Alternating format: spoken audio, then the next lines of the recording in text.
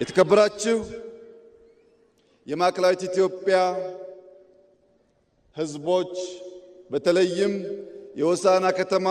ነዋሪዎች በመጠሪያው እጅግ ልዩ በሆነው የኢትዮጵያ ማዕከላዊነትን በሚያሳየው በማዕከላዊት ኢትዮጵያ ስንሰባሰብ የሁላችን ኢትዮጵያውያን ማዕከላዊ የሆነው ዋናው ሐሳብ ብሔራዊ መሻትና ፍላጎታችን ነው። ኢትዮጵያ በህብር ቀለም የሚሳል በህብር ባህል የሚኖር በህብር ቋንቋ የሚነገር በህብር ደም የተሰራ በህብር ላብ የሚገነባ በህብር ጥበብ የሚሻገር ኢትዮጵያዊነት እና ኢትዮጵያ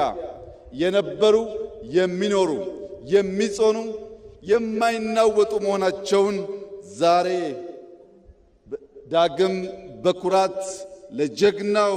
የሃዲያ ህዝብና